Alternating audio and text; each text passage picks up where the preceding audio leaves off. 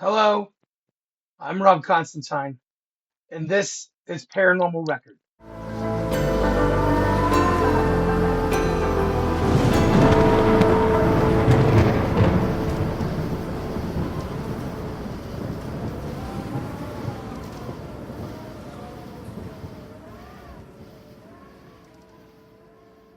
Hello, everybody. Welcome back to the show. Good to have you here. Thank you for listening. Uh, I was looking up stats on whether this podcast was a decent podcast and that I was doing okay for my first couple of years, and I'm doing very well. And all of that's thanks to you, listeners. I don't know what to say, and I'm I'm just humbled by your uh, attendance and your listening to the stories and enjoying this and what I do and what we do together, ladies and gentlemen. I I'm humbled and I really just appreciate you. So thank you for listening. Thank you for supporting the show. I have stickers. If you want a sticker, I'll send you one. All you got to do is email me at paranormalrecordpodcast@gmail.com. I'll send you a sticker. Give me your mailing address. I'll send you a sticker and nothing else. I'll even pay for the stamp. I'm not giving out your addresses, ladies and gentlemen, not to worry. I just want you to have a sticker for your cup or your laptop or whatever you put stickers on. I just want you to have a sticker. I had fun making them, and I have a bunch. So if you want a sticker, get you one. All you gotta do, send me your mailing address, and I'll get you one. Um, so so guys, check it out. I need guests. I'm always saying that, but it's true. I kind of run through the gambit of my friends and family, and I need guests, and I have some sources, and I go on to paranormal places, and I talk with paranormal people, and we have paranormal discussions. And then I say, "Hey, I have a podcast. Would you like to come and be on it?" And they say, "What? You have a podcast?" And I say, "Yes, yes." And then I give them a sticker. Um, I'll give you a sticker if you want one. Thanks for listening, guys. I really appreciate it. So, all right, I'm going to do an episode that's just me, and just you, listeners. Exciting, exciting. Um, okay, I'm going to talk to you about a place that I worked uh, 26 years ago. That's crazy. I started in this industry. I'm a karaoke host by trade, and I do weddings, and I do trivia, and just basically like bar entertainment. I have a cover band. We are Counterfeit Crows. We are Counting Crows tribute, uh, running 3 years now, and we play locally, and we're going to play in Virginia, and we played in Savannah. We want to play some more. Anyway, so check out Counterfeit Crows on YouTube. Sign up. You can become a counterfeiter today and join our mailing list at www.counterfeitcrows.com. Counterfeit is spelled at the end FEIT. It's a weird word. Don't let it throw you.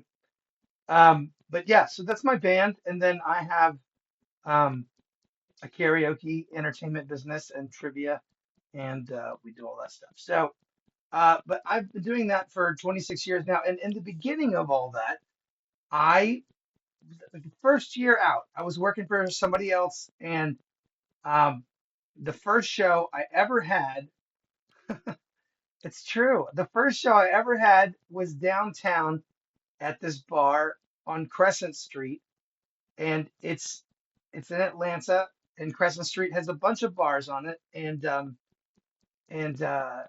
yeah, it was this little bar in this little house on Crescent Street, and that's what I'm going to tell you about today. Um, it was called The Boom Boom Room. I'm not. Yes, I know. It's funny. It's no, it is. It's funny. It was called the Boom Boom Room, and it was like, it was like a tiki bar. It was like a Hawaiian kind of. They had leis and brightly colored flowers everywhere, like plastic flowers and brightly colored leis everywhere, and like tiki torches outside and like Easter Island stuff and um, coconuts and straw hats. And it was a Hawaiian themed tiki bar, upstairs and downstairs. And upstairs, I had karaoke. I had to lug all my equipment upstairs. There was no working elevator that I can remember. I remember just maybe there was an elevator. Let me think. Maybe there was an elevator. I guess I remember having to lug stuff up the stairs and dreading it every week. So I don't think there was. If there was an elevator, it wasn't working when I worked there. How about that? So yeah, I don't think I remember an elevator. Anyway, um, Tiki Tiki Tiki, the Boom Boom Room, and we did karaoke there every week, and it was like my first show, 26 years ago. Now it is called Veranda, and I have reached out to the bar. They have not gotten back to me. So Veranda, if you're listening, this episode is all about your bar, and uh, I'm just going to call it the Haunted House on Crescent Street, um, which is a lot of fun. Uh, and it's not hard to find.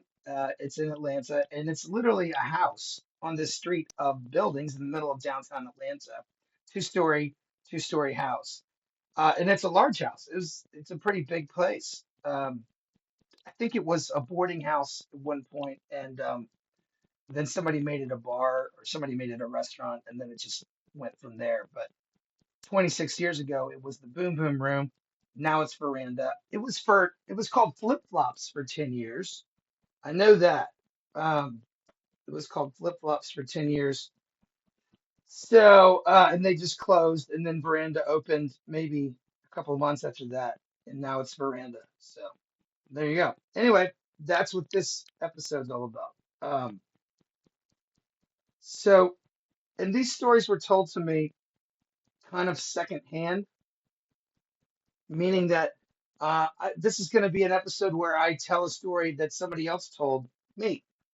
Um, just like Haunted Hollywood Hills Mansion, my pilot episode, that story was told to a friend of mine, and then I told it. This story was told directly to me. So I'm the second person in this chain uh, instead of the third. So it's a little clearer, I think, maybe. I don't know.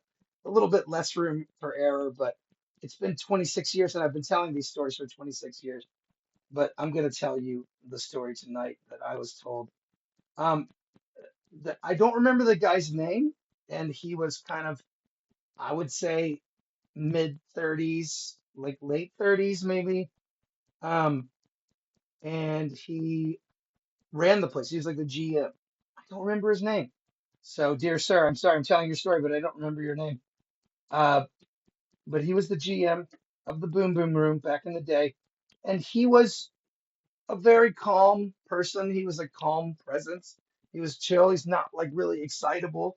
He was, I would say, like the demeanor of maybe a professor of math or engineering. Like everything is numbers, not necessarily just excitable or just one that would be telling stories to impress people or telling stories to get attention.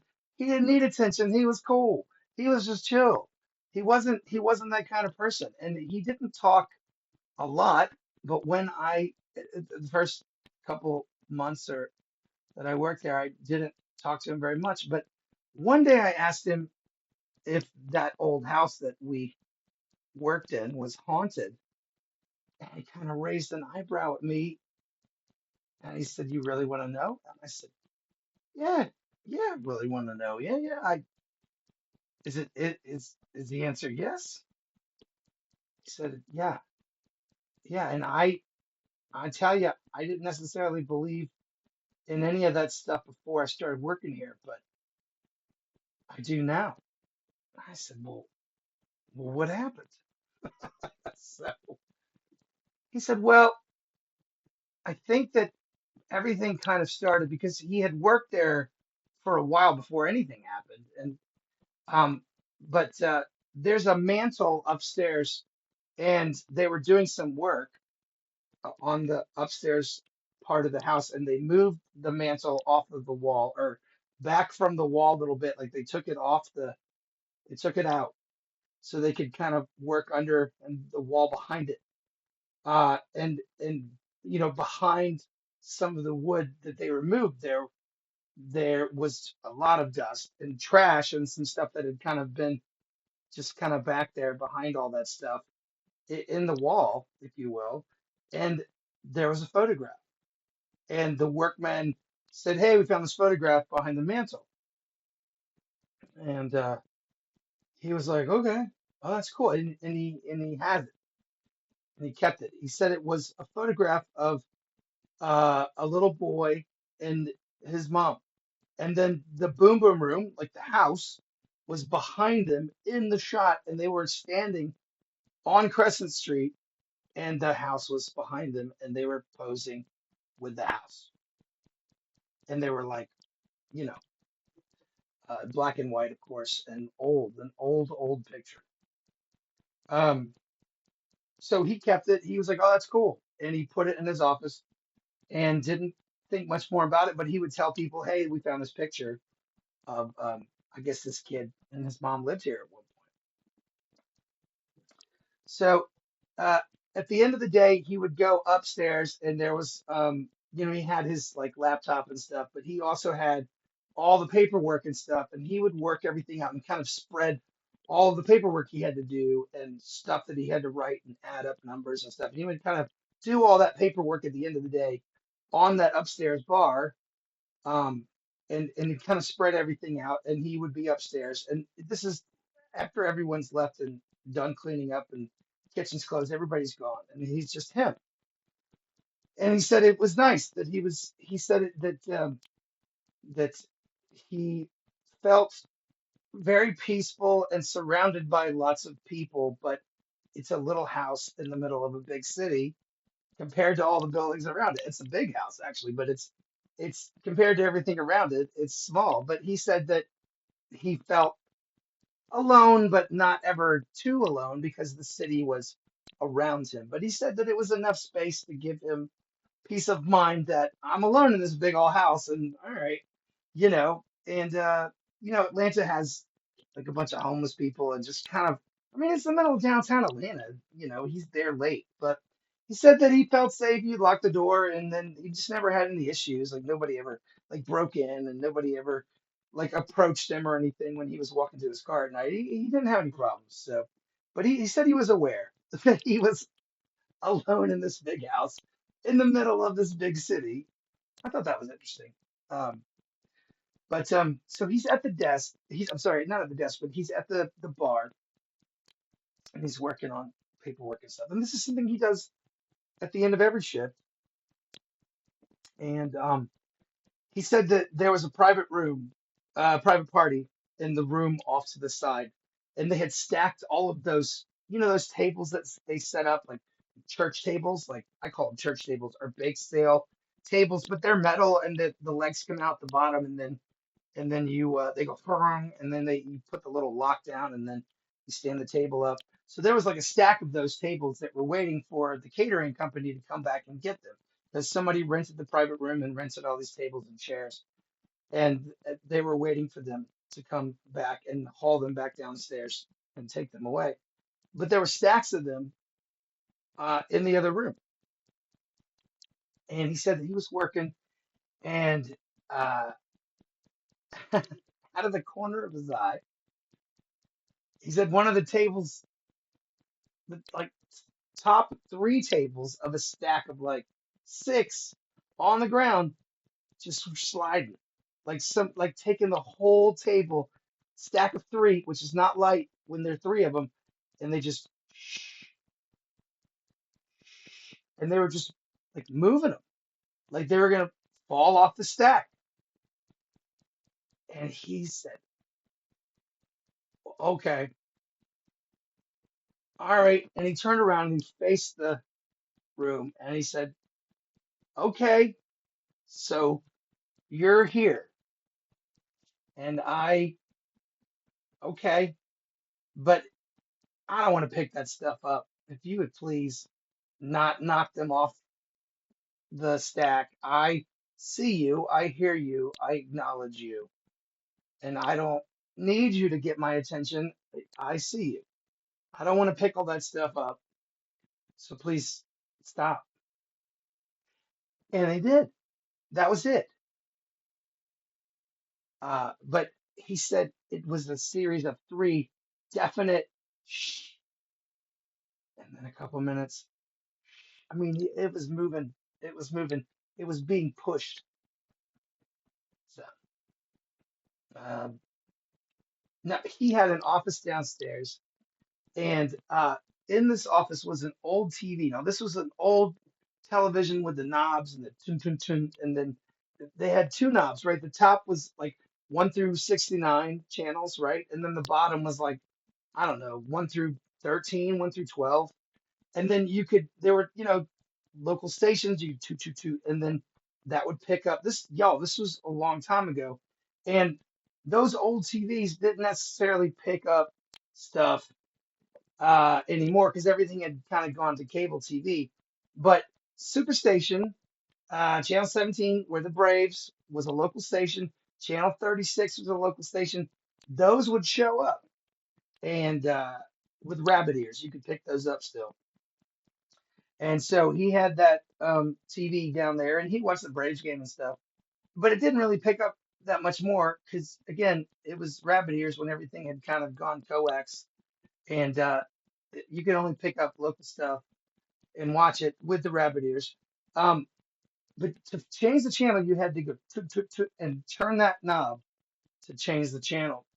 And he would just leave it on. The game would be on, and he'd be there by himself, and he'd be walking around doing his stuff and closing down all the stuff after everybody left, and just kind of doing his GM duties. And he'd have the Braves game on downstairs while he was in the office, and he would walk out. And he said when he came back, the television, that knob continued, and it was on static. And the only way for that to happen is for somebody to physically move those dials. And he said, all right, again, he confronted it. He's like, okay, happened 2 or 3 times. And he was like, all right, hey, quit messing with my Braves game. I'm trying to watch the game. I see you. I see you. I acknowledge you. You're here. Okay. Quit messing with my TV. But it would mess with his TV still every once in a while, he said, and it was just happening. So this table pushing, TV changing something was definitely um, making its presence known in that house, um, in the boom boom room. But he said he never saw anything, and he wasn't really looking for anything. He said he didn't necessarily want to see anything. It scared him. Um, but the last thing in the last story he told me, and scared him very much. And so he was he locked everything up, put all his stuff away, turned the TV off, I guess, downstairs, and he was walking out. He had all of his stuff in his hands and his got his briefcase and his laptop and all the things, and he's walking out. And there was an alarm system back then, and the alarm system, you would set it and then you'd leave, and they're all motion sensors. So you'd leave, and there would be a time period for you to leave and get out the door and lock it behind you so that the sensors wouldn't go off, and call the police. Um, and he went to leave like he always did, and he turned to lock the door, and the alarm wouldn't set. It said it would blink and it said the motion sensors were picking something up, and he's like, "What? There's nobody here. I'm this thing is bugging." And he did it. He did it. He did it. He tried to do it, and then it tripped. So the alarm company called, and he's like, "Oh, all right." Goes back inside, shuts the door, and goes in, um, picks the phone up, and he's like, "Yeah, no, it's okay. There's no emergency." Gave him the password, and he said, "I'm just trying to leave, and this thing doesn't work." And the alarm company said, "Hello, sir." And he's like, "Yeah, oh, hello." And they're like, "Yes, sir. Well, we're just we're there's no malfunction in the system, sir, and we're detecting movement." And he's like, "Well, no, I do this every day, and I set the thing and I walk out the door like I do. I know what I'm doing. I've been using the system and nothing's it's been buggy, and I know." And she's like, "Oh, well, did you forget something?" And he's like, "What are you talking about?" And I didn't forget anything. And she's like, "Well, what about your child, sir?" And his blood just ran cold. And he said, "I don't have any kids. I don't know what you're talking about. There's no kids here." And she's like, "Well, there's something upstairs in that upper room, uh, and then it's a couple of it's about as tall as a kid. Are you sure, sir? Did you forget your kid?" He's like, "There's no kid here." And she's like, "Okay, sir. Well, the alarm's working fine." He's like, "Okay, thank you very much." He hung up the phone, and he locked the door. And the alarm was not set that night. That was it. He got the hell out of there. And that was the end of it. That was the end. That's the end of the story. I After he told me that story, I said, "Well, what else?" And he said, "No, that's just the thing. Like nothing else happened after that. It was it all started very suddenly, and then it was very active, and then stuff happened, and then it just stopped. That's the last thing that happened to it." And he said it's been quiet. It's been quiet for a long time. And it was kind of a weird thing with that job. They canceled my show, and then maybe like 2 or 3 weeks later, the restaurant shut down. But they did cancel my show first, which is, you know, they didn't explain it. They were just like, "Thank you, you were great. We loved it. It was great. We're just trying to save money." But restaurants come and go, and that's just par for the course, really. But I never saw the guy again.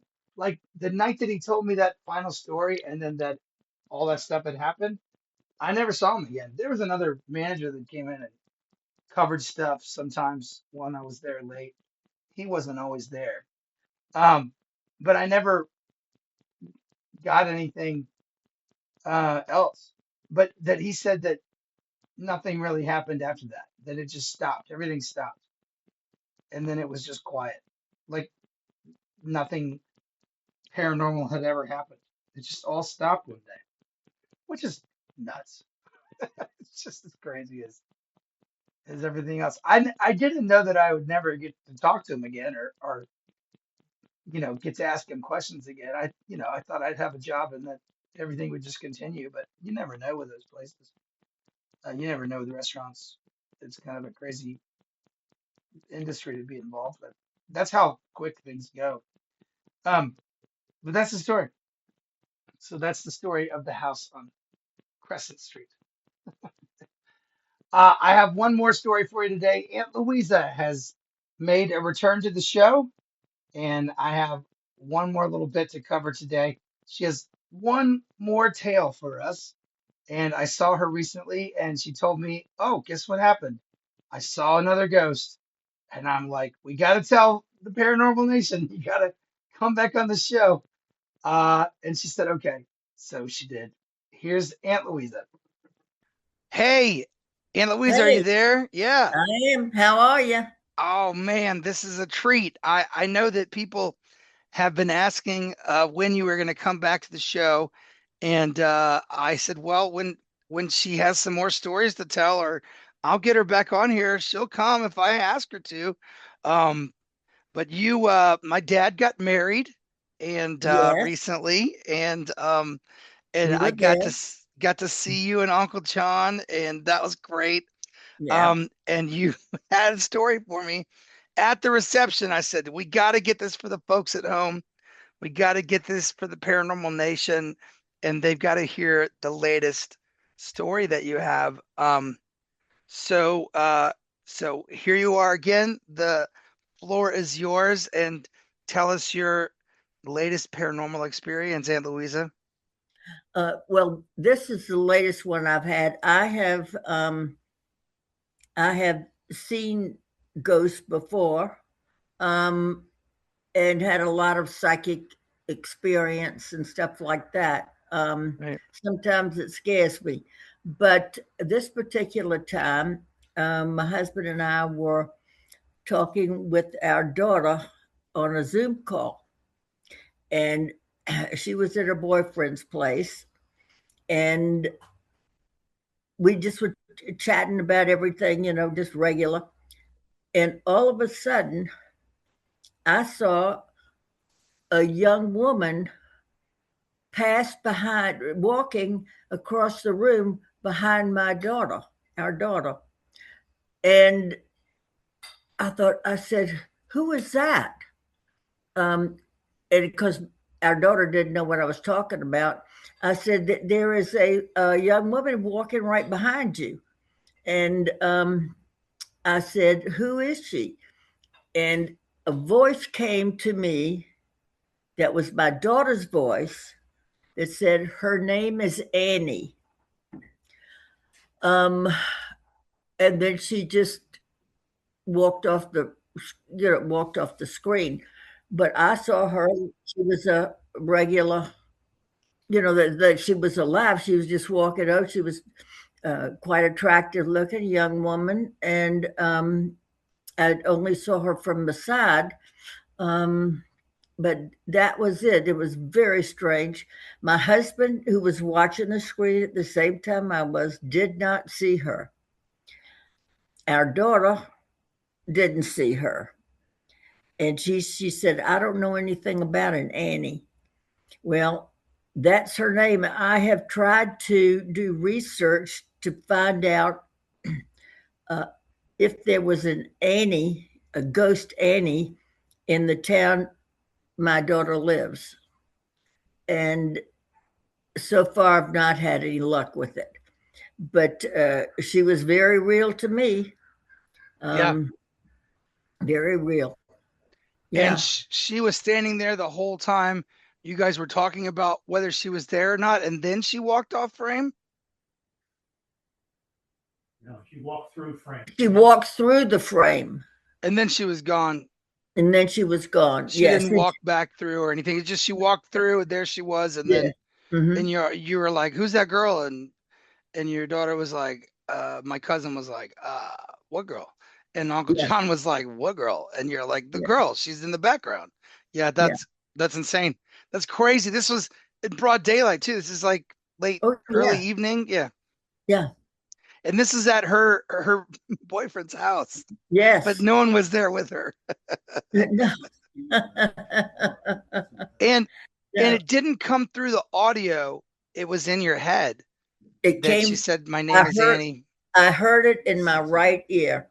Her name In is your Annie. yeah, in your place, not over the audio. Uncle John didn't hear anybody say No, that. no, no, no. Yeah, He heard nothing. Her name is Annie. Is what in my daughter's voice it said. Her right. name is Annie. Yes. Her name or my name? Her name is Yep. Annie. Yep. Wow. Yeah. It's Wow. Wild. Well, there you go, ladies and gentlemen. One more story for the vaults from Aunt Louisa. Uh that's that's a that's a that's a good one. oh yeah. Wild. And Uncle John was there for that one. Yes. Yeah. Yes. Thank you so much for coming back to the show You're and welcome. telling us more experiences. People Uh, really enjoy your story, as do I. And again, my interest in the paranormal started when I was very young, and then I was very fascinated with your Witch on the Mantle story, which was Oh yeah, such a cool that's story. another one. Yeah. Yeah. Yeah. All right. Well, Aunt Louisa, thank you so much for joining us today and You're coming back and welcome. telling us some more stories. All right. I'll call you the next time I have an experience You that bet. is paranormal. You bet. We want to hear it. All right. Okay. Thank you so Thanks. much. All Take right. You're care. welcome. Bye Bye bye. bye. All right. Well, there you have it, ladies and gentlemen. Thank you so much for hanging out with me today. I hope you had a fun time. That's probably one of the shortest episodes I've ever made. But there you go. The haunted house on Crescent Street and the return of Aunt Louisa. I hope you enjoy it. And hopefully we'll get Aunt Louisa again and she could tell us some more stuff. She'll remember some more stuff. It'll come along. Or something else will happen. You know, she's doing her thing over there up in California. So she's rocking and rolling. So she might have some more stuff happen, and then she'll give us a call, she said. So that's exciting. We look forward to that. Uh, Thanks, everybody. If you if you actually work at that bar or want to reach out, please email me at paranormalrecordpodcast@gmail.com. If you've ever worked at that house on Crescent Street and had an experience, please tell me about it. I'd love to hear more about that space. Um, yeah, that would be cool. And if you're a Crescent or if you're a Veranda, reach out. I'd love to hear from you. Somebody tell Veranda I made a whole show about their restaurant. I look forward to hearing from them. All right, everybody, thanks for listening. I appreciate it. I'll see you next time. Good night.